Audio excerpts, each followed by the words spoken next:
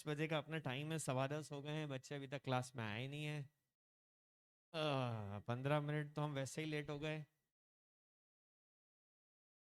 तो चलिए, हम लोग अब्रिज प्रोस्पेक्टस के बारे में डिस्कशन कर चुके थे, ऑफर फॉर सेल हमने डिस्कस कर लिया था, ये भी डिस्कस हो गया था यार, सेक्शन 27 29। हमको अब डिस्कस करना है एक नया पॉइंट, सेक्शन 34 एंड 35।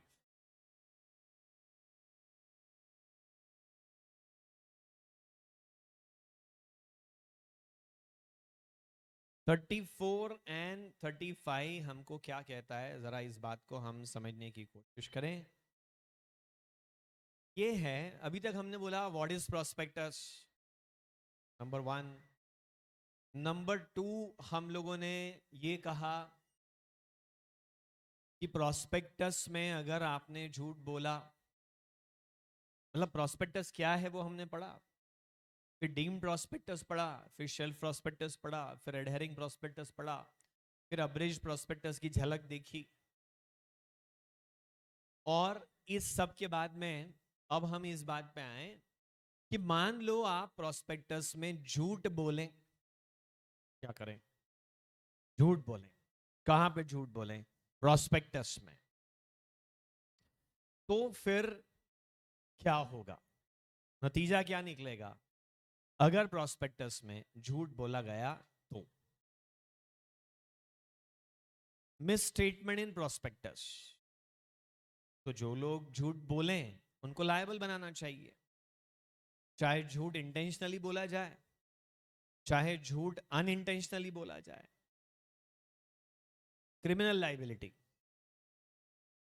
दो तरह की लाइबिलिटी अराइज होती है, एक होती है क्रिमिनल लाइबिलिटी, एक होती है सिविल लाइबिलिटी। अपने देश में भी दो तरह के कानून हैं, एक कोड ऑफ क्रिमिनल प्रोसीजर और एक कोड ऑफ सिविल प्रोसीजर।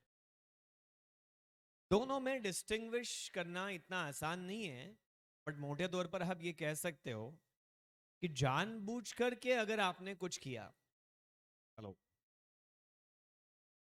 तो वो क्रिमिनल लाइबिलिटी में कवर हो जाएगा, और ऑनेस्ट मिस्टेक हुई आपसे तो वो सिविल लाइबिलिटी।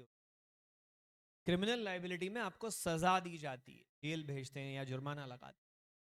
सिविल लाइबिलिटी में आपसे जो गलती हुई है उससे किसी का जो नुकसान हुआ है वो कंपनसेट करवाते हैं, बस, दैट्स इट। सर ये क्रिमिनल क्या होता है? जो जानबूझ के किया जाए। देखो,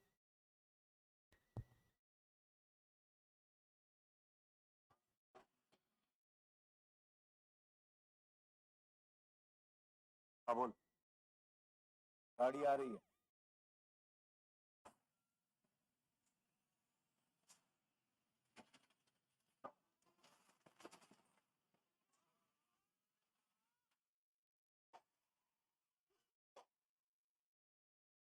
ये क्रिमिनल है, जानबूझ के किया। हाँ बोल, गाड़ी आ रही है। ये जो था ना, गाड़ी आ रही है, this was criminal. Criminal liability क्या है? Every person who authorized prospectus,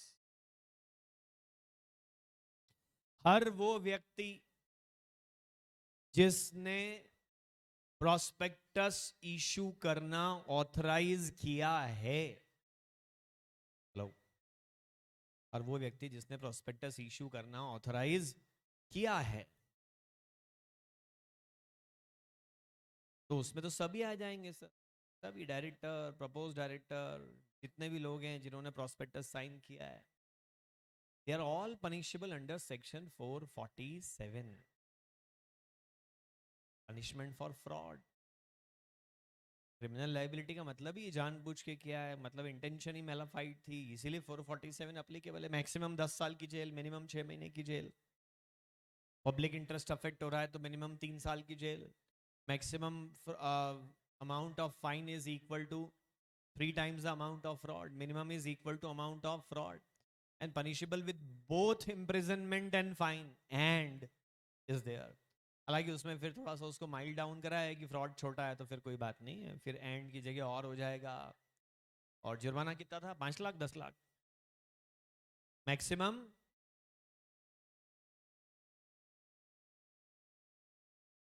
maximum 10 lakh. और मैक्सिमम जेल कितनी थी उसमें? 5 साल। और उसमें भी क्या लगा हुआ था? और लगा हुआ था। ठीक है। कितने बच्चे वन क्वेश्चन डे का आज का आंसर लिख के लाए हैं? कौन से क्वेश्चन का आंसर लिखा? 8th का आंसर लिखा है। और इधर ऑनलाइन में कितने बच्चे आंसर लिख के लाए? यस कहें वो बच्चे। 1 2 3 4 5 6 7 10 15। 15 उधर, 15 इधर, 30। हम हैं 200 से ज्यादा। कंप्लायंस का लेवल है 15%। जोरदार तालियां इस बात के लिए एक बार। ये बात, रिजल्ट भी कुछ इतना ही आता है, 15%। ये भी ऑप्टिमिस्टिक वाला है, हायर साइड वाला रिजल्ट है। रिजल्ट भी इतना ही आता है, लगभग 15% के आसपास। समझ में आया? एनालिसिस समझ में आ गया आपको कि क्यों ये झूठी अफवाह फैली हुई है बाजार में कि सीए टफ है, पेपर बहुत डिफिकल्ट आता है, पास होना बहुत मुश्किल है? ये झूठी अफवाह है, कोरी अफवाह है ये। जो ईमानदारी से पढ़ते हैं वो पास हो जाते हैं। बाकी आपकी मर्जी बेटा। क्या एक्सपर्ट भी लायबल हैं, बशर्ते उसकी रिपोर्ट में झूठ हो। रेस्ट ऑफ द प्रोस्पेक्टस में झूठ बोला जाए, उसके लिए एक्सपर्ट लायबल नहीं होगा। एक्सपर्ट लायबल होगा सिर्फ किस चीज के लिए? जो उसकी रिपोर्ट में झूठ बोला गया है उतने भर के। सर कोई बचने का तरीका हो तो बताइए ना। हाँ, अरे बिल्कुल बताते हैं। गांधी जी तो हैं, बट उसके अलावा क्या तरीका है? What are the defences available? आप बोले कि हाँ मैंने जानबूझ के ये किया था, मैं मानता हूं, बट इट वॉज इममटीरियल यार। कोई इतना बड़ा गुनाह भी मैंने नहीं कर दिया, साबित कर दो इममटीरियल। अरे आप बैठे हुए हो सुबह से शाम तक यहीं बैठे रहते हो हार्ड बेंच के ऊपर, पीछे ढंग से टिकने को भी नहीं है। तो सर पीछे टिको ना तो पीछे वाले की कॉपी डिस्टर्ब होती, तो फिर वो बोलता है हट इधर से। बल्कि कभी कभी तो वो पेन चुबाने के लिए ऐसा रख देता है बेंच में, टिक तू तू अब तू पीछे टिकना तो टिक जा वाह तू। आप बैठे बैठे बोर हो गए, उगता गए, मनोरंजन के नाम पे कुछ नहीं हो पा रहा है, आपने आगे वाले के बाल खींच दी, जोर से आपने उसके बाल खींचे, फिर ऐसा अनजान बन गए। सर ने क्या बताया था आज? आगे वाले ने मुस्कुरा के आपको देखा, तूने जानबूझ के किया है? आपने बोला हाँ। उसने रिएक्ट ही नहीं करा, रिवॉल्वर निकाली आपको गोली मार दी बड़ी शांति से, और फिर वो करके वापस पढ़ाई करने बैठ गया।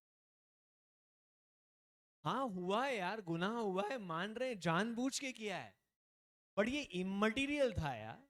कोई इतनी बड़ी गलती भी हमने नहीं कर दी जिसकी ऐसी सजा हमको मिले। हाँ भाई साहब झूठ बोला, जानबूझ के बोला। हमारा ऑफिस नंबर था 113। अब न्यूमरोलॉजिस्ट ने बोला कि ये जो 113 है बहुत ही अशुभ नंबर है, तो हमने, उसने बोला कि या तो आप 114 लिख दो। हमने क्या करा, 11-3 कर दिया, मतलब 11/3 टाइप से कर दिया, ताकि वो ऐसा 11 एक अच्छा नंबर हो जाए और 3 तो ठीक है, उससे इतनी तक। हमने जानबूझ करके एड्रेस छापने में गलती कर दी प्रोस्पेक्टस के अंदर, जानबूझ के किया। अगर सर ये इममटीरियल था तो फिर इसके लिए आप बच जाओगे, अगर आप ये साबित कर सको कि जो आपने करा है वो इममटीरियल है, then it's all right. Sir what is material? Depends on circumstances of the case, कि क्या मटीरियल है और क्या इममटीरियल। आपको प्रॉफिट हुआ 44.70 करोड़ पिछले साल, प्रोस्पेक्टस में आपने एक छोटी सी गलती करी, बीच का डॉट लगाना भूल गए,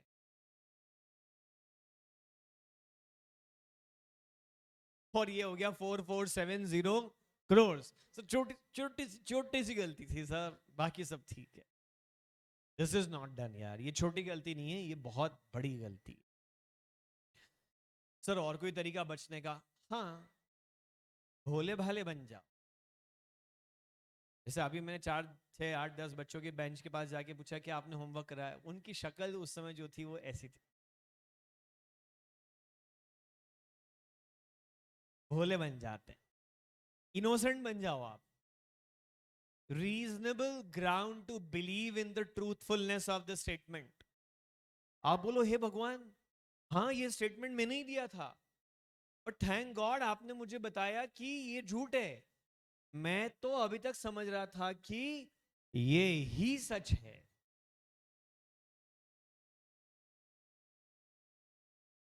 सर अगर साबित नहीं कर पाए तो?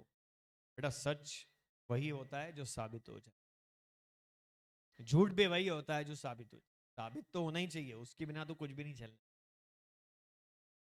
साबित तो होना ही चाहिए, बात ध्यान रखिए। तो अब रीजनेबल ग्राउंड टू बिलीव मतलब आपको लगा आप सच बोल रहे हैं और असल में आप झूठ बोल रहे थे। अरे एक बच्चे का सीए फाइनल का रिजल्ट आने वाला था, उसने दोस्त को बोला यार तू देख यार। टोटका था वो कि मैं खुद नहीं देखूंगा, कोई और देखेगा, वो बताएगा तो मैं पास हो जाऊंगा। ऐसा होता है ना कई बार, ये टोटका कई लोग आजमा देंगे, नहीं नहीं मैं खुद नहीं देखूंगा, नहीं नहीं। बहुत ही सेंसिटिव बच्चा था जिसका रिजल्ट आने वाला था, दोस्त ने रिजल्ट देखा, बच्चा फेल हो गया, दोस्त से बताते नहीं गया, यार यार बहुत सेंसिटिव है यार, छत पर लग खड़ा, मल्टी स्टोरीड बिल्डिंग में। वहां खड़े होकर फोन लगा के पूछ रहा है भाई क्या हुआ, बताया नहीं क्या, ऐसे कि दोस्त का दिल टूट जाएगा, पता नहीं क्या कर बैठेगा। इसने धीरे से बोला हो गया।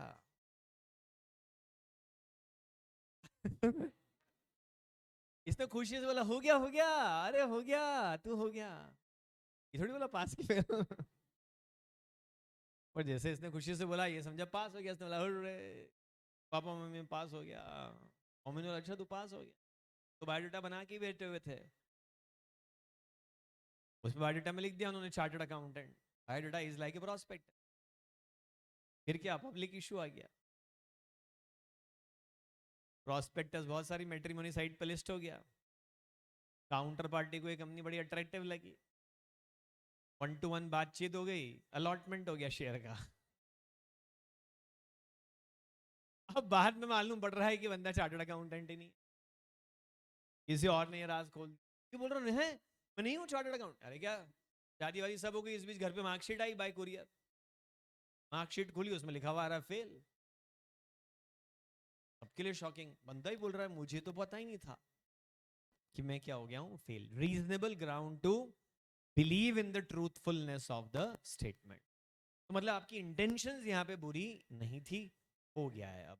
तो फिर तो 447 से और क्रिमिनल लाइबिलिटी से अपने आप ही आप बाहर हो। क्या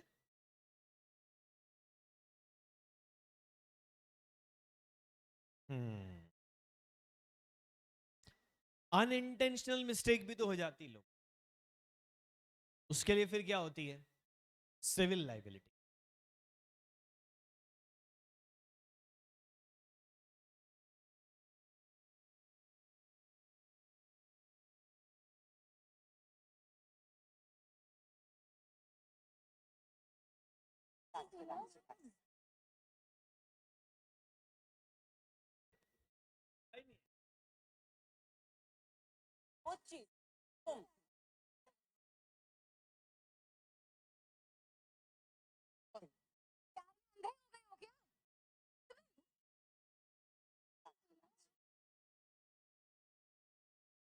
नाउ दिस वाज अनइंटेंशनल, इसके लिए लाइबिलिटी कैसे आएगी? बच्चा पूछ रहा है सर फाउंडेशन की मार्कशीट आती है क्या? आती तो है बेटा, एक बार चेक कर लेना है, गड़बड़ नहीं होगी हो कुछ आपके साथ। सर नहीं आई तो मैं क्या करूं, छत पे चले जाओ और क्या। फाउंडेशन की मार्कशीट का कोई इंपॉर्टेंस नहीं आया तो बहुत। सिविल लाइबिलिटी में सर कौन कौन लाइबल है?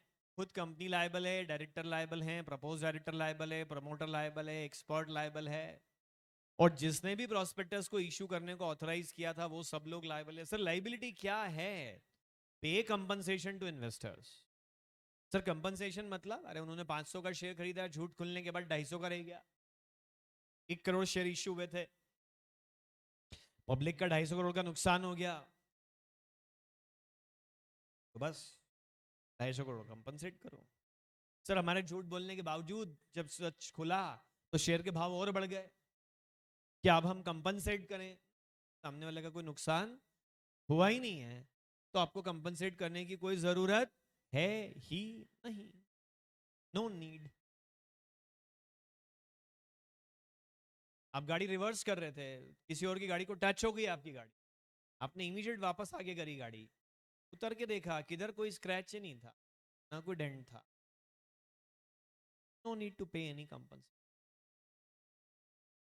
बट जोर से रिवर्स करके ठोक दिया आपने गाड़ी अगले, डेंटिंग पेंटिंग सबका काम निकला, कांच तक फोड़ दिया उसका आपने, नाउ यू नीड टू पे कंपन।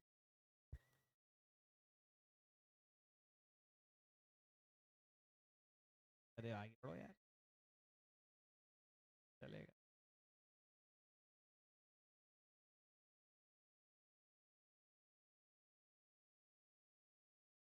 हाँ सर बचने के तरीके बताओ यार आप तो। हाँ बचने के तरीके सुन लो। तरीका number 1, withdraw the consent to be the director. मतलब आपको क्या करना पड़ेगा, डायरेक्टरशिप की कंसेंट ही आपने विड्रॉ कर ली थी।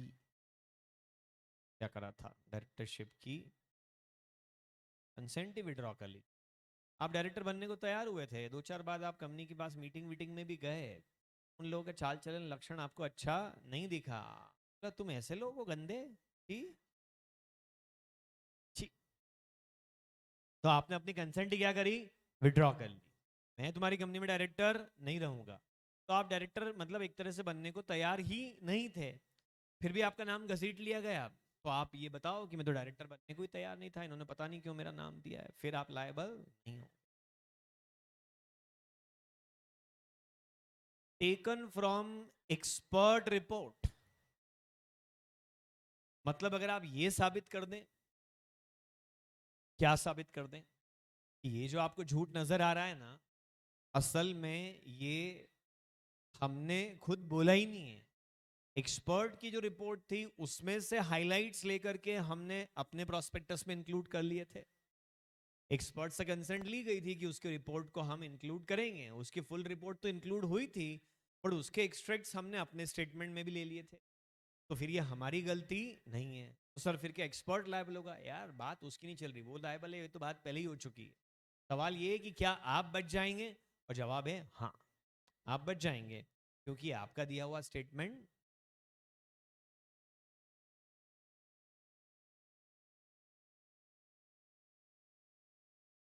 या आप साबित कर दें कि मैं डायरेक्टर तो था कंपनी में, look I am still director in the company, but in लोगों ने ना मुझे बताया ही नहीं कि हमारी कंपनी प्रॉस्पेक्टस इशू कर रही है। अरे मतलब ये तो क्या हो जाए कि आपको कोई दोस्त मिले और बोले और भाई कॉन्ग्रेचुलेशन यार, बहुत बधाइयां, क्या बात है। तो बोला किस बात की बधाई? बोले तेरी शादी हो रही है। बोले हैं, कब, किससे, कहाँ? बोले पत्रिका छप गई, तुझे नहीं मालूम? बताओ, पत्रिका छप गई और आपको मालूम तक नहीं है, आपकी कंसेंट भी नहीं ली गई, prospectus was issued without his knowledge. और जैसे ही उसको ये बात मालूम पड़ी उसने न्यूज़पेपर में छपवा दिया, इसके पहले कि पब्लिक इशू हो जाता, अलॉटमेंट हो जाता, उसने पेपर में छपवा दिया कि ये जो आपके पत्रिका हाथ में आई है इसमें मेरी कोई कंसेंट नहीं है, अगर आप खाना खाने आए तो अपने रिस्क पे आना, हो सकता है मैं वहां ना मिलूं, आप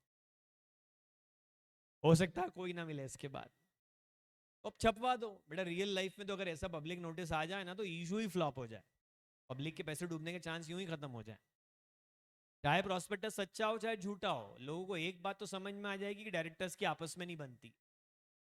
हेलो, आप फ्लाइट बोर्ड कर रहे हैं, बोर्डिंग गेट अक्सर ही वो कॉकपिट के पास में होता है जहां पायलट बैठे होते हैं, और उस टाइम पे उसका दरवाजा खुला होता है, और आप देख रहे हो कि दोनों पायलट को पायलट लड़ रहे हैं आपस में, हाथापाई हो रही, आप वहीं से उल्टे पैर वापस, नहीं मेरे को वापस जाना है, मुझे घर जाना है। आलिया भट्ट वाला सीन है, नहीं मुझे घर जाना है। बोले क्यों हर भले ये लड़ रहे हैं आपस में, अभी तो लड़ रहे हैं, अभी मान लो सुलह भी करा दी, रास्ते में फिर दिमाग गर्म हो गया इनका। तो अगर ऐसी लड़ाई झगड़ा सामने आ जाए ना तो इशू यूं ही फ्लॉप हो जाएगा, झूठ बोलाओ चाहे सच बोलाओ, फिर पब्लिक का पैसा डूबेगा नहीं। एनीवेज सर, तो फिर डायरेक्टर की साइन कैसे हुई होगी? आपने तो बता रहे, वेरी गुड आर्यन, आपने अच्छा पकड़ा ये। सेक्शन 26 में हमने पढ़ा था सारे डायरेक्टर के साइन चाहिए, झूठे होंगे, साइन झूठ फोर्ज्ड होंगे। पब्लिक नोटिस दे दो, इसके बाद भी लोग लगे ये फालतू आदमी, इसकी बात कौन सुनेगा, ऐसा पब्लिक नोटिस अगर कंगना राणावत दे, लोग बोले यार ये तो दिन भर कुछ ना कुछ बोलती रही, इसके पब्लिक नोटिस के कोई मायने नहीं है। मेरी कंपनी ने मेरे बिना prospectus issue, this is absolutely wrong, I withdraw my consent. लोग बोले ठीक है जा तू, वी डोंट केयर। हो सकता है इस बात को लोग इंपॉर्टेंस ना दें, पब्लिक इश्यूज के बाद भी चले, फिर कल को अगर कोई मिस्टेक निकल आए तो फिर ये बंदा जिसने नोटिस दिया था ये लायबल नहीं हो। सर इसमें पर्सनल लाइबिलिटी भी रहेगी क्या? नहीं नहीं, पर्सनल लाइबिलिटी की बात नहीं, लाइबिलिटी छाप दो। क्या बात है यार, छपोड़ो एकदम तुम तो यार, गजब के छपोड़े। ऑनलाइन वालों छाप दिया ना? डन, 2 मिनट सर, स्क्रीनशॉट रखने को।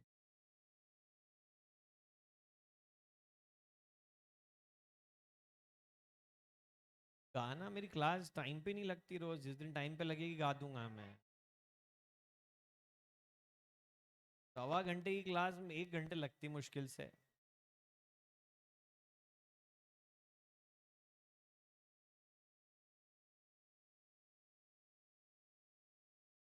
नहीं नहीं, गाना गाऊं।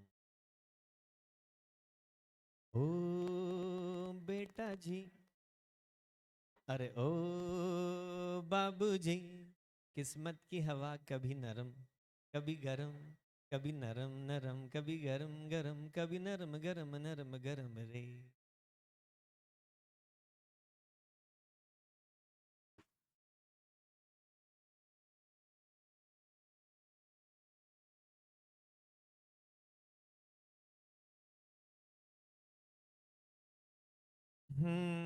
चलो,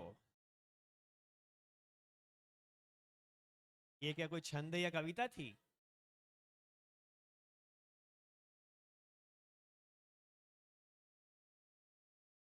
भीगी भीगी सड़कों पे मैं, आज थोड़ी बारिश होगी थी इसलिए कहा, तेरा इंतजार करूं। आओ ना साथ में, शुरू से हाँ। भीगी भीगी सड़कों पे मैं तेरा इंतजार करूं, होले होले दिल की जमीन को तेरे ही नाम करूं, खुद को मैं यूं खो दूं के फिर ना कभी पाऊं, जिंदगी को अब तेरे हवाले करूं, सनम रे सनम रे, तू मेरा सनम हुआ रे, तेरे करीब जो होने लगा हूँ तो टूटे सारे भरम रे, सिए रे, तू मेरा सिए हुआ रे।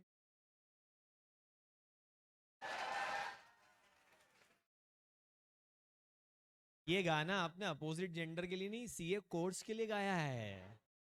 खुद को मैं यूं खो दूं कि फिर ना कभी पाऊं। चलो रे मस्ती खोरो, आ गया हो। 34 और 35 सेक्शन हमने पढ़ा है कब? अरे ये इसमें 35 था क्रिमिनल लाइबिलिटी, नहीं नहीं 34 था क्रिमिनल लाइबिलिटी और 35 था सिविल लाइबिलिटी। देखो ना नोट्स में, देखो ना पता चल जाएगा। 34 था criminal liability for misstatement in prospectus और 35 है civil liability for misstatement in prospectus. Sir मेरे को ना एक आइडिया आया है, मैं झूठ बोलूंगा ही नहीं, फिर भी झूठ बोल दिया जाएगा, मेरे बिहाफ पे झूठ कोई और बोलेगा। हाँ ये भी हो सकता है। क्या हुआ कि अगर मैं अपनी कार बेचना चाहूँ और उसके ऊपर मैं आपको ये बोल दूं कि मेरी कार का जो माइलेज है वो एकदम सुपर है, 27 किलोमीटर पर लीटर का एवरेज है, और एक्चुअली 15 किलोमीटर पर लीटर का ही एवरेज है, और मैं झूठ बोलूं और कार आपको बेच दूं और आप पैसे दे दें और कार खरीद लें, फिर कार चलाएं, फिर माइलेज कम निकले। कॉन्ट्राडिक्ट में पढ़ा था ना, it's voidable at your choice. Hello, it's not void, it's voidable at your choice. मेरे झूठ बोलने के बाद भी आपको लगे कि यार इतने सस्ते में कार नहीं मिल सकती ये वाली, तो आप कंटिन्यू कर लो। हाँ, तो मिसस्टेटमेंट की वजह से it's voidable at your choice. पर अब मैं एक नया रास्ता निकाल के लाया, मैंने एक थर्ड पार्टी को बहलाया फुसलाया। आप खड़े हो कि मेरी कार देख रहे थे कि यार सर, और हम आपको देख रहे थे, ये बंदा मेरी कार देख रहा है। मैंने बंदे को पूछा तू जा, बंदा आपसे पूछ रहा है यार ये सर की कार है क्या? आप बोल रहे हो हाँ। बोले अरे कार का माइलेज बहुत अच्छा है। तो हाँ सच में कितना होगा? और बोले यही यार 26-27 का है। फिर आप मेरे पास आए, सर कार बेचोगे? मैंने बोला हाँ। मैंने झूठ बोला ही नहीं, मैंने कार बेच दी, कार चलाई, मैं वो माइलेज ही नहीं आया, आप शिकायत करने आए। ने कब वादा करा माइलेज? फिर वो, फिर उसने बोला था तू जा उसके पास। फिर वो पता नहीं कौन था।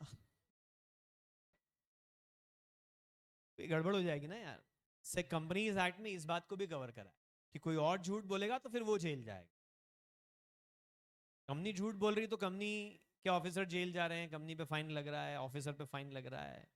और थर्ड पार्टी झूठ बोल के लोगों को कंपनी में डील करवा दे, तो जो झूठ बोल रहा है ना ये भी फिर फंसेगा। पनिशमेंट फॉर फ्रॉडुलेंटली इंड्यूसिंग, किसी को मोटिवेट करने के लिए कि वो डील करे कंपनी में, आप झूठ बोलेंगे तो पकड़े जाएंगे, तो फिर सजा मिलेगी।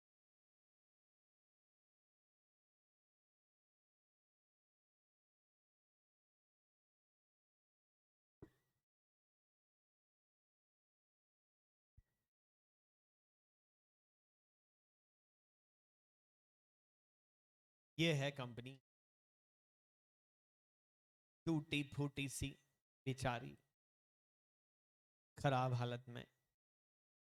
और ये रहा इन्वेस्टर जो कंपनी में पैसा लगाने के लिए आगे बढ़ रहा है, और ये रहा एजेंट। ये एजेंट क्या बोल रहा है? मिसस्टेटमेंट कर रहा है। ही मेक्स अ मिसस्टेटमेंट कि ये बहुत अच्छी कंपनी है भाई साहब, ले लो, आपके पैसे दिन दोने रात चौगुने होंगे, शानदार प्रॉफिट है, बढ़िया मैनेजमेंट है, फॉरेन ऑर्डर्स हैं, अच्छी कंपनी है, पैसे लगाओ इसमें। बेचने वाला हमेशा ऐसी अच्छी अच्छी बातें ही करता, झूठ बोलता है, चाहे वो जानबूझ के ये झूठ बोले यानी उसके अंदर छुपा है ये शैतान, या फिर वो केयरलेसली ऐसा झूठ बोल। एजेंट से पूछ रहा है बायर कि भाई साहब कंपनी कैसी है? कौन सी? अच्छी है, जाओ ले लो। जानबूझ के बोलना भी फ्रॉड की कैटेगरी में आएगा, और केयरलेसली बोलना भी फ्रॉड की कैटेगरी में ही आएगा। बता चुका हूं शायद पहले भी, बताया ही होगा यार, सेक्शन 7 पढ़ाया था तब बताया था। बताया था ना कि आप कार चला रहे हो जानबूझ के किसी को उड़ा दो, ये तो है ही क्राइम। लेकिन जब पकड़े जाओ तो आप बोलो जज साहब मैं तो व्हाट्सएप कर रहा था, मैं सड़क पे देख ही नहीं रहा था तो मैं मारता कैसे उसको? This is as good as कि आपने जानबूझ करके ही मारा है। सर क्यों बोला इसने झूठ? ताकि ये शेयर बिकवा सके, ताकि ये शेयर खरीदवा सके, ताकि ये सब्सक्राइब करने के लिए लोगों को मोटिवेट कर सके, ताकि ये अंडरराइटर को मोटिवेट करे कि तू अंडरराइटिंग कर। कोई भी पर्पस हो सकता है, बाइंग, सेलिंग, सब्सक्राइबिंग, अंडरराइटिंग। किसी से कोई काम करवाना था और आपने उसके लिए कह दिया झूठ। कुछ लोग के मुंह से ना झूठ नेचुरली निकलता है, उनको एफर्ट ही नहीं करना पड़ता। बल्कि कई बार तो उनको ही नहीं मालूम होता है कि वो झूठ बोल रहे हैं। एफर्टलेस अनइंटेंशनल झूठ चलता ही रहता है उनके। बोल दिया झूठ। या फिर इसके डेरिवेटिव्स में डील करवाने के लिए कंपनी के शेयर्स के। और अभी डेरिवेटिव्स क्या होता है? ये फाइनल स्ट्रेटेजिक फाइनेंशियल मैनेजमेंट 1 महीने का चैप्टर का नाम है डेरिवेटिव। सर शॉर्ट में बता दो ना। हाँ बता देता हूँ। डेरिवेटिव्स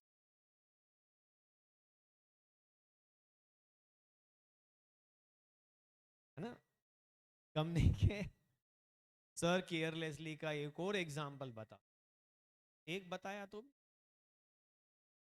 एक और बता दो। आपसे अच्छा किसी ने कुछ भी और आपने केयरलेस रिप्लाई कर दिया। आप कंपनी में चौकीदार हो, आप अंदर का इंस्पेक्शन करके रोज आपका काम है कि रोज अंदर का पूरा इंस्पेक्शन करो, फिर बाहर ताला लगाने के लिए दूसरे गार्ड को बोलो चले जाओ। आपने इंस्पेक्शन करा नहीं, ताला लगाने वाले गार्ड से पूछा तुम अंदर इंस्पेक्शन करा है, अंदर कोई है तो नहीं?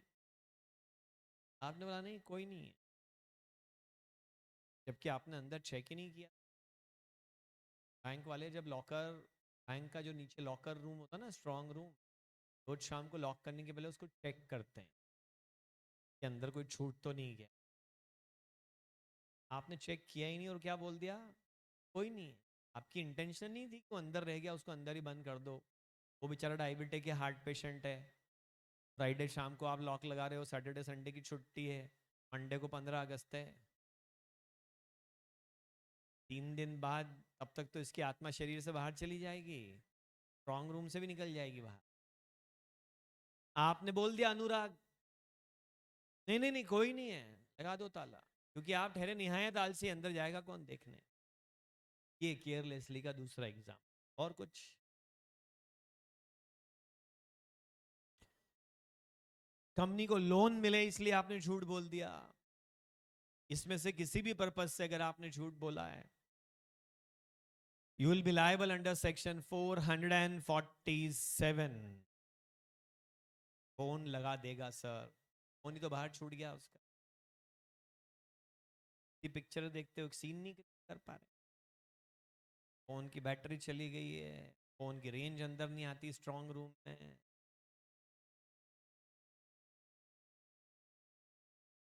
कुछ भी हो सकता।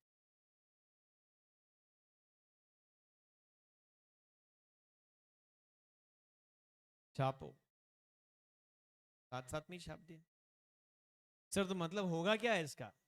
अब तो जेल में जाना पड़ेगा, जेल की रोटी खानी पड़ेगी, जेल का पानी।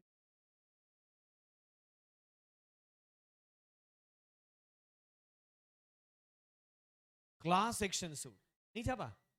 चलो छापो छापो जल्दी छापो बेटा। तो अपन डिसाइड कर लें, या तो सब साथ में ही छापो, फिर कुछ आगे रह जाते हैं, साथ में ही छापेंगे सब डिसीजन। फोन में बैलेंस नहीं था रिचार्ज का, आय हाय हाय। नहीं वो इमरजेंसी कॉल तो बिना बैलेंस के, पर वो लग नहीं रहा था। लगा के देखो।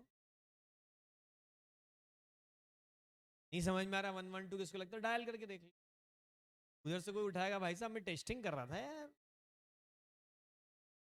108 पर आधे कॉल इसलिए पहुंचते हैं कि मैं चेक कर रहा था कि तुम फोन उठाते हो।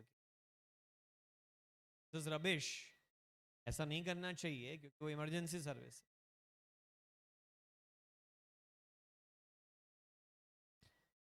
साथ साथ में छापो सब लोग, नहीं तो फिर कुछ आगे चले जाते हैं, कुछ पीछे रह जाते हैं।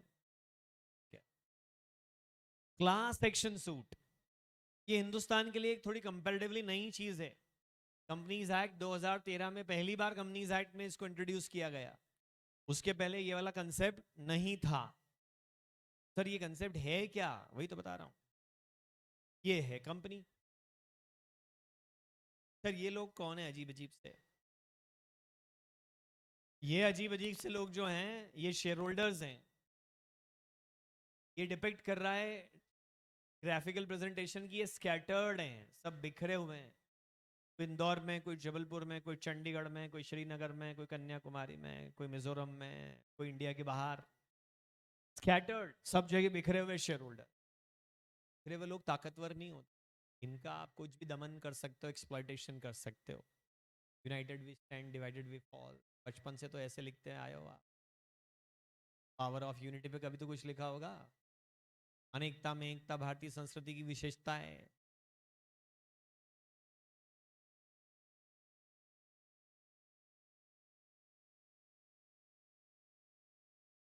क्या? लकड़ी का एग्जाम्पल, एक तोड़ टूट जाती है, गट्ठर बना दो तो नहीं टूटती है। फिर गट्ठर में आग लगा देते हैं लोग, बॉनफायर कर लेते हैं। चाइना में इकट्ठे हो जाओ ना, तो वो शी जिनपिंग जो है वो ही, पर नाम शी है। चाइना में ये वाली कहानी नहीं चलती। चाइना में क्या हुआ, एक आदमी को लकड़ी थी तोड़ने को, उसने तोड़ दी, इकट्ठी करी तो उसने सब में आग लगा दी। तो देखो बॉनफायर चल रहा है। जैक मा को गायब कर दिया था यार। सोचो, मतलब अपने मुकेश अंबानी जी को गायब कर दे, वैसी वाली बात हो जाती। इतना बड़ा बिजनेसमैन, उसको गायब ही कर दिया। आबरा का डाबरा गिलगिली छू। दुनिया का सबसे बड़ा पब्लिक इशू फ्लॉप। क्यों? बोले बस तूने सरकार के अगेंस्ट बोला। तेरी कंपनी में उन लोगों का पैसा लगा है जो सरकार के अगेंस्ट जा सकते हैं, तू गायब। बोल जिंदा रहना है, हाँ चल तो चुपचाप बैठ जाए।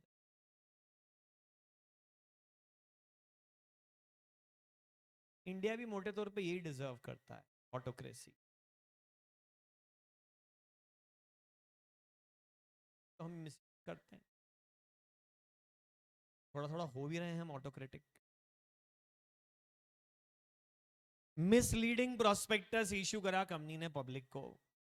पब्लिक स्कैटर्ड है, नारे लगाएगी, फेसबुक पे पोस्ट कर लेगी, बिगाड़ कुछ नहीं सकती। Total useless public.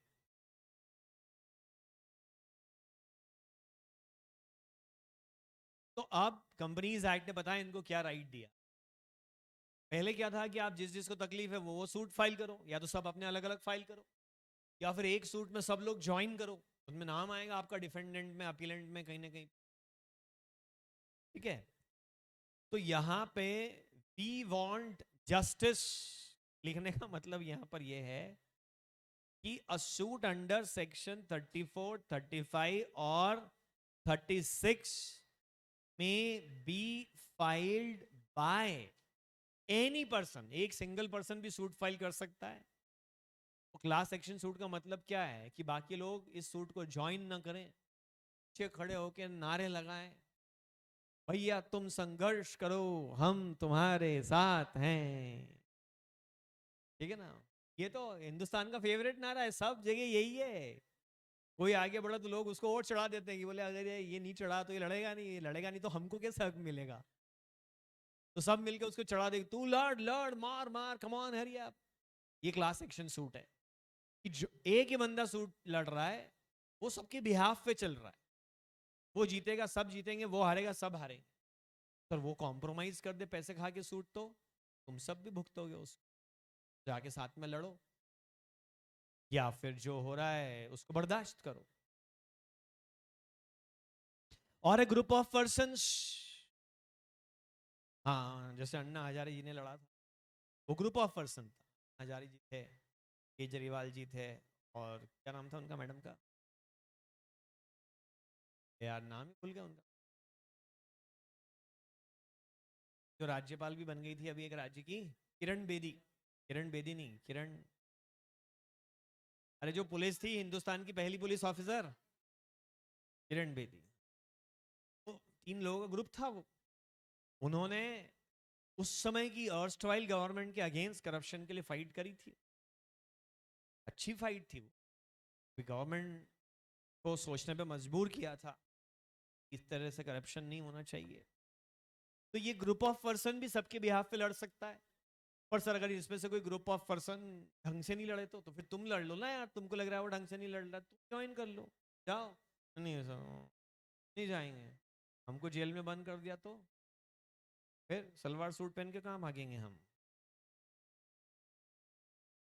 Association of persons, O mister K mister N, फालतू के डाउट पोस्ट मत करो, सेशन से बाहर कर दूंगा। है कोई नाम क्या है उसका, मिस्टर के? ये लाल टी शर्ट वाला है, हरे शर्ट वाला है, के? ये वो के नहीं है, यहाँ एक दूसरा के है, तुम इसको के कहते हो, जे कहाँ है? एमआई भी चला। अरे वो तुम जो पिक्चर बोल रहे हो उसके तो 2 पार्ट ऑलरेडी रिलीज हो चुके हैं। एक ही हुआ है, KGF क्या था, KGF कोलार गोल्ड फील्ड, तो यूट्यूब पे फ्री में है अवेलेबल। हाँ फुल मूवी, पर उसमें तो पार्ट 2 भी लिखा है कि पार्ट 2 अब आ रहा है, आएगा। वो किसी ने पार्ट 1 को गलती से, कितने लोगों ने देख ली वो है? अब मुझे पता ही नहीं, बताओ। मतलब मैं अपनी दुनिया में मशगूल हूँ, KGF नहीं देखा तो क्या देखा।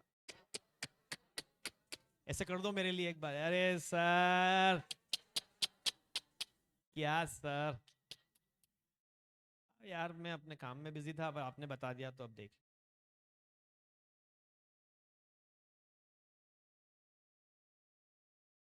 4 बार आधी देख चुका हूं। ये सही है।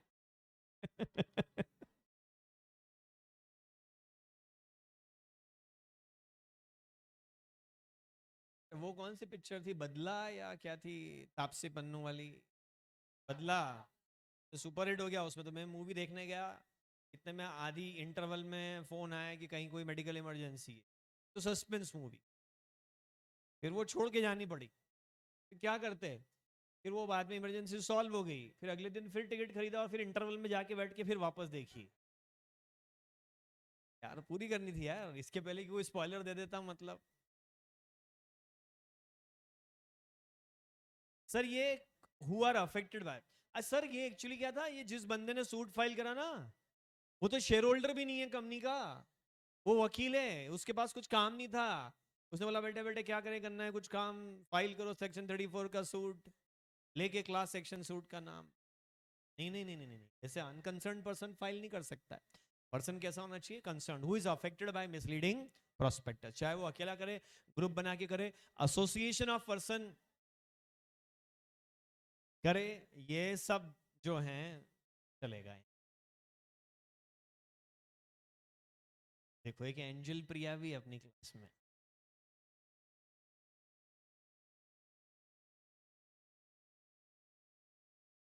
हर्षित सर के, ऐसा तो नहीं हर्षित ही है, झूठे नाम से अंदर आ गया,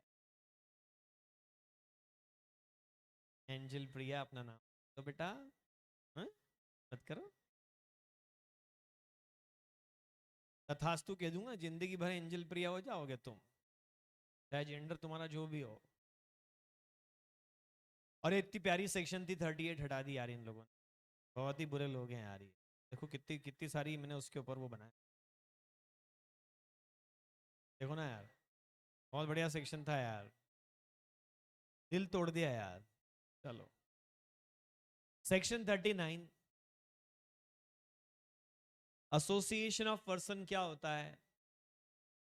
एसोसिएशन ऑफ पर्सन जो है वो मतलब बस ग्रुप ऑफ पीपल, आप लोग क्या हो, एसोसिएशन पर्सन, जरूरी नहीं है कि वो कहीं रजिस्टर्ड हो। चलो अब हम पढ़ते हैं सेक्शन 39। प्रोस्पेक्टस आ गया, आरओसी के पास रजिस्टर्ड हो गया, 90 दिन में पब्लिक को इश्यू हो गया, पब्लिक को इश्यू होने के 3 दिन बाद इश्यू खुल गया, इश्यू खुलने के बाद इश्यू बंद हो गया, मिनिमम सब्सक्रिप्शन आ गया, और कंपनी ने अब क्या करना है, अलॉटमेंट। अलॉटमेंट क्या होता है और अलॉटमेंट करने की क्या शर्तें हैं, हम दोनों बातें पढ़ेंगे। अलॉटमेंट क्या होता है वो सेक्शन 39 में नहीं बताया है, वो तो मैं आपको वैसे ही बता देता हूं, बट अलॉटमेंट की शर्तें क्या होती है वो हम पढ़ेंगे अब। कंपनी ने लोगों को जब प्रोस्पेक्टस दिया ना, तो ये ऑफर नहीं था, ये इनविटेशन फॉर ऑफर था।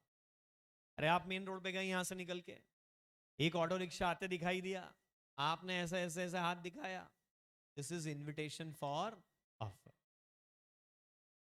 वो रुका, आपने बोला चल निकल, ये तो फिर गलत हो जाएगी, बट वो रुका, उसने ब्रेक लगाए, बोला कुछ नहीं, इसका मतलब वो आपको दे रहा है ऑफर, आजा मेरी गाड़ी में बैठ।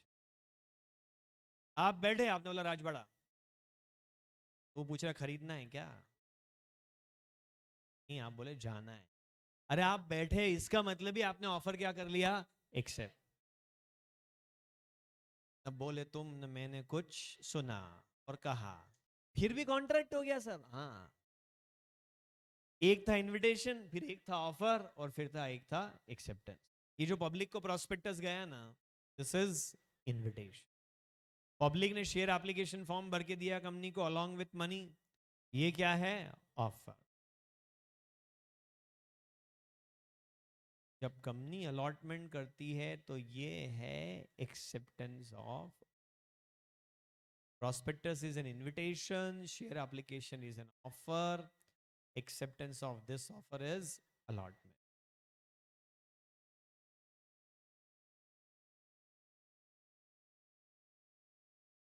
खुलासा करा कि एंजल प्रिया का असली नाम उजल है।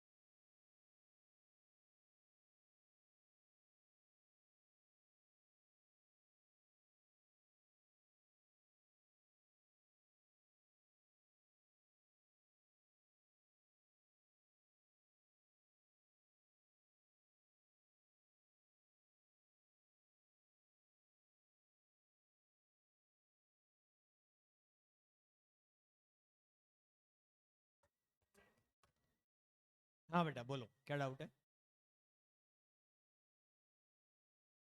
बेकार। शर्तें क्या हैं अलॉटमेंट के अंडर सेक्शन 39, ये सेक्शन 39 नहीं था, ये तो कॉन्ट्रैक्ट एक्ट था। अब सेक्शन 39 शुरू होता है, कम से कम 90% सब्सक्रिप्शन मिलना चाहिए। सर एक्ट में तो 90% लिखा ही नहीं है। हाँ, एक्ट में लिखा है जितना प्रोस्पेक्टस में बताया हो उतना मिनिमम सब्सक्रिप्शन मिलना चाहिए। तो सर हम प्रोस्पेक्टस में 20% लिख दें। हाँ बेटा, प्रोस्पेक्टस वैसे ही बनाना पड़ेगा जैसे सेबी कहता है, और सेबी ने कहा है 90%।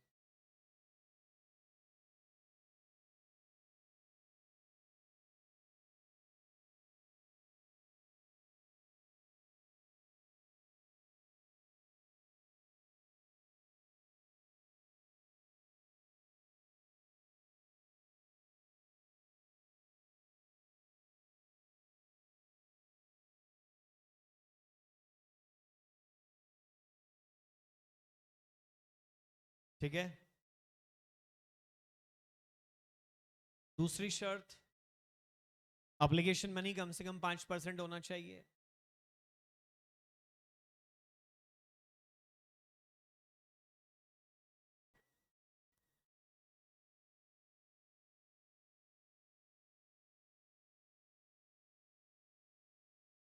शेयर एप्लीकेशन मनी मिनिमम कितनी होनी चाहिए? 5%।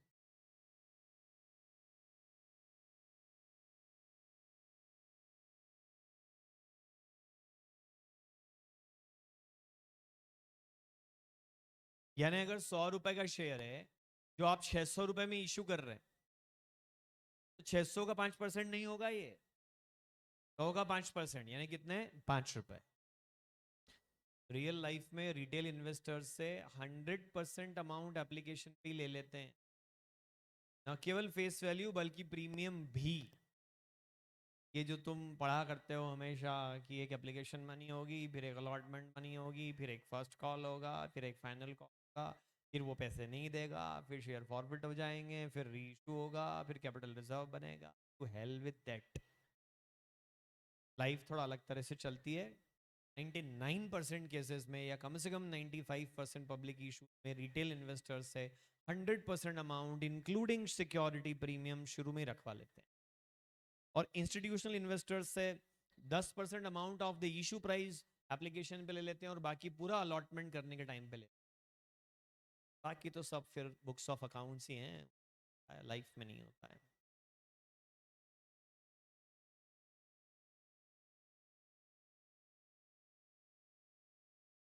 कितने दिनों के अंदर? बोल रहे हैं विद इन 30 डेज। कयामत तक नहीं रुक सकते आप। 90% सब्सक्रिप्शन आज भी नहीं आया, कल भी नहीं आया, परसों भी नहीं आया, 3 साल से इंतजार कर रहे हैं, आएगा एक दिन, वो आएगा। कौन आएगा? सब्सक्रिप्शन आए ही नहीं।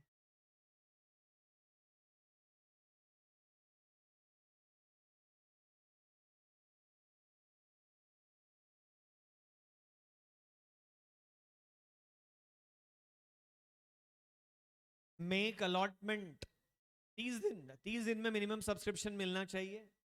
तो 30 दिन कहां से गिनूंगा? From the date of issue of prospectus to the public. 30 दिन में मिनिमम सब्सक्रिप्शन आ गया तो well and good.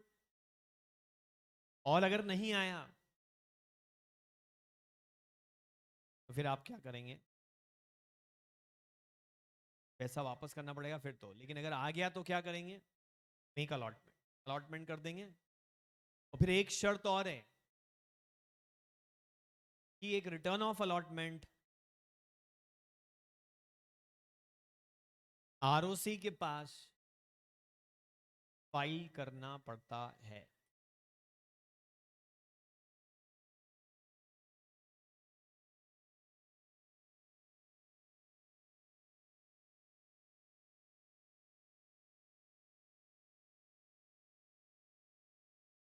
Return of allotment कितने दिन में करना पड़ता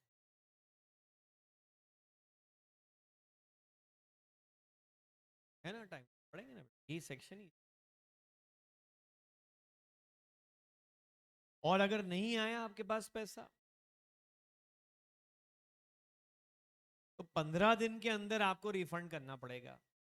तो 15 दिन कहां से गिनेंगे? जिस दिन इशू क्लोज हुआ था वहां से। नहीं, इशू 90 डेज में क्लोज नहीं होता। या तो इशू खुलने के 3 दिन में क्लोज हो जाता है मिनिमम, या मैक्सिमम 10 दिन में क्लोज हो जाता है। 90 डेज में तो प्रोस्पेक्टस पब्लिक को देना होता है। सुनो, डेट की सीरीज क्या है? जिस दिन जो डेट आप प्रोस्पेक्टस पे छाप दोगे वो कहलाएगी date of publication of prospectus. One तो ये। नंबर 2 इसमें ये है कि जिस दिन आरओसी को कॉपी देना है वो डेट ऑफ पब्लिकेशन को देना है या उसके पहले देना है। जिस दिन आरओसी को कॉपी दोगे वहां से 90 दिन में पब्लिक को इशू कर देना है। जिस दिन पब्लिक को इशू करोगे वहां से कम 3 दिन बाद इशू खोलना है। जिस दिन इशू खुलेगा वहां से मिनिमम 3 दिन और मैक्सिमम 10 दिन के अंदर इशू बंद करना है। जिस दिन प्रोस्पेक्टस पब्लिक को इशू करा था वहां से 30 दिन में आपको सब्सक्रिप्शन मिल जाना चाहिए। नहीं तो जहां इशू बंद हुआ था वहां से 15 दिन के अंदर ये पैसा आपको रिफंड कर देना चाहिए। पर मैं आपको बता दूं, रियल लाइफ में हम ये वाली टाइमलाइन फॉलो नहीं करते हैं। सेबी गाइडलाइन में थोड़ी अलग टाइमलाइन बताई हुई है, वो टाइमलाइन फॉलो। प्राइवेट प्लेसमेंट में हम पढ़ेंगे अभी, प्राइवेट प्लेसमेंट के बाद उसमें कंपनीज एक्ट की टाइमलाइन ही फॉलो होती है, बट पब्लिक इशू में जो टाइमलाइन है कि इतने दिन में ये करो, उतने दिन में वो करो, नहीं तो ये करो, नहीं तो वो करो, वो एज पर सेबी गाइडलाइन। अगर एक भी कंडीशन फुलफिल नहीं हुई तो रिफंड करना पड़ता है बेटा। तीनों की तीनों कंडीशन फुलफिल करना जरूरी है। All three conditions are required to be fulfil.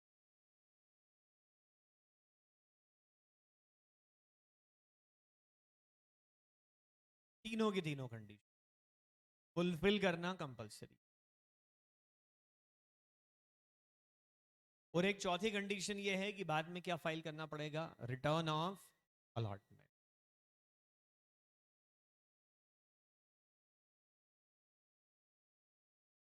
With in 30 days वाला एक्सप्लेन करियाना प्लीज।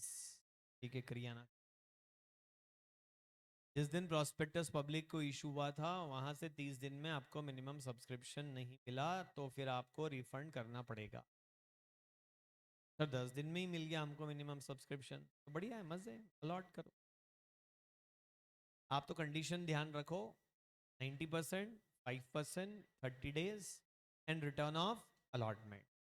तीन कंडीशन प्री अलॉटमेंट कंडीशन है, एक कंडीशन पोस्ट अलॉटमेंट कंडीशन। अच्छा, मैंने आपको एक बार बताया था कि प्राइवेट कंपनी की लिस्टिंग नहीं होती है, लिस्टिंग सिर्फ किसकी होती है, पब्लिक कंपनी की। हालांकि सेबी ने एक एक्सेप्शन दे दिया है कि प्राइवेट कंपनी के डिबेंचर्स की लिस्टिंग हो सकती है, लेकिन इसके बावजूद उसको माना तो अनलिस्टेड कंपनी ही जाएगा, उसको लिस्टेड कंपनी की तरह ट्रीट नहीं किया जाएगा। लेकिन अगर आप पब्लिक इशू लेके आते हैं तब तो लिस्टिंग करवाना कंपलसरी है। सर क्यों? यार सोचो, एक पब्लिक कंपनी पब्लिक इशू लाई, आपने पैसे लगा दिए और बोल रहे हैं शेयर ट्रांसफरेबल है, बेच दे।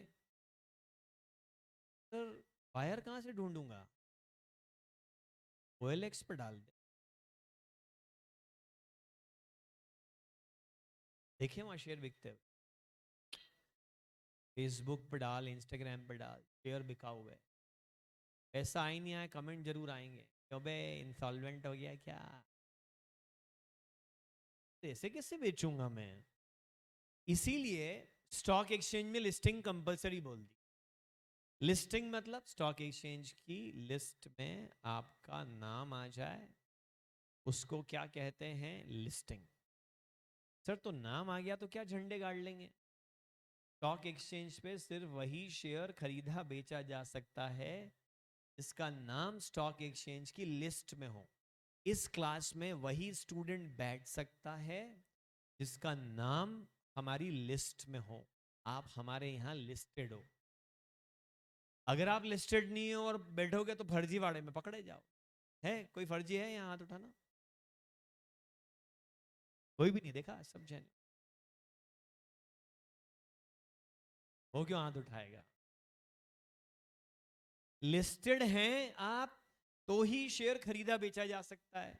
तो सर वहां कौन पंख लगे कि उनकी लिस्ट में नाम लिखवाई दूंगा तो वहां बायर ही मिल जाएंगे? और बायर एट ए टाइम कम से कम 1 करोड़ लोग उस स्क्रीन को देख रहे होते हैं, बल्कि और 4-5 करोड़ लोग पूरी दुनिया भर के स्टॉक एक्सचेंज की स्क्रीन एक समय पे देख रहे होते हैं। अभी देख रहे होंगे, आप मेरी तरफ देख रहे हो, वो स्क्रीन देख रहे हैं अलग अलग शेयर्स की। हजारों बायर्स और हजारों सेलर्स हर शेयर में मिल जाते हैं। आप पलक झपकते, इधर आप बोलो बेचना है, ये बायर रेडी है, इधर आप बोलो खरीदना है, ये सेलर रेडी है। इतनी आसानी से बाइंग सेलिंग हो सकती है लिस्टिंग हो जाने के। इसलिए लिस्टिंग को क्या कर दिया, कंपलसरी। कि अगर तुम पब्लिक इशू लाना चाहते हो तो लिस्टिंग करानी पड़ेगी, या तो BSE में करा लो या NSE में करा लो या कोई और रिकॉग्नाइज स्टॉक एक्सचेंज हो इंडिया में तो उसमें करा लो। फिर तुम्हारे शेयर के भाव ऐसा से चलेंगे। फिर सर कब कराए लिस्टिंग? अरे तुम प्रोस्पेक्टस पब्लिक को इशू करो, उसके पहले स्टॉक एक्सचेंज में अप्लाई कर दो कि सर हमारी लिस्टिंग कर लेना ना प्लीज। और जहां अप्लाई करो उस स्टॉक एक्सचेंज का नाम प्रॉस्पेक्टस में छपवाओ. Before making of the prospectus, you must apply for listing to one or more recognized stock exchanges.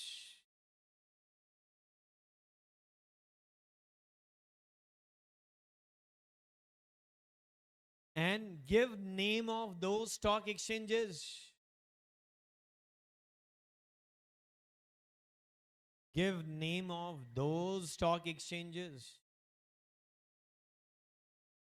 in prospectus, ताकि लोगों को शांति रहे कि अरे हाँ, जो शेयर डिवेंचर में लेने जा रहा हूं उसकी लिस्टिंग इन स्टॉक एक्सचेंज पर या इन स्टॉक एक्सचेंजेस पर होगी. जैसे आप बोलो अकेले बीएसए में लिस्टिंग करा रहा हूं तो लोगों को लिक्विडिटी थोड़ी सी कम दिखेगी. आप बोलो बीएससी एनएससी दोनों में लिस्टिंग करा रहा हूं तो लोग लगा अच्छा दो जगह लिस्टेड है, यहाँ नहीं तो वहाँ कहीं ना कहीं हमारा शेयर बिक जाएगा. ऐसे मतलब ऐसे कि दोनों ही अच्छे हैं बट फिर भी आपको इनाम देना. और सर मान लो लिस्टिंग नहीं हो पाई बाद में, अभी तो हमने सिर्फ अप्लाई करा स्टॉक एक्सचेंज को, बाद में स्टॉक एक्सचेंज हमारे चाल चलन को देखते हुए मना कर दे तो फिर आप अलॉटमेंट नहीं कर पाओगे, पब्लिक का पैसा रिफंड करो. और लिस्टिंग हो जाएगी तो ही आप अलॉटमेंट कर सकते. बात समझ में आई आपको ये वाली? ठीक है, बाकी कल देख. ठीक है, थैंक यू. हाँ बोलो बेटा. एनएससी और बीएससी एक कंपनी दोनों में लिस्टेड है. ये सवाल ऐसा है कि मैंने रतलाम से गोल्ड खरीदा था पिछले साल, क्या इस साल इंदौर सराफा में बेच सकता हूँ? बोलो हाँ कि ना. हाँ, बस तो एनएससी में खरीदा है, बीएससी में बेच सकते, कोई नहीं रोके, शेयर तो शेयर.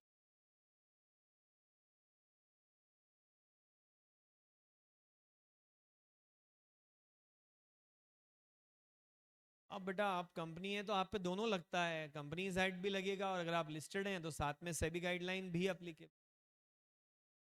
और अनलिस्टेड हैं तो सिर्फ कंपनीज एक्ट लगेगा.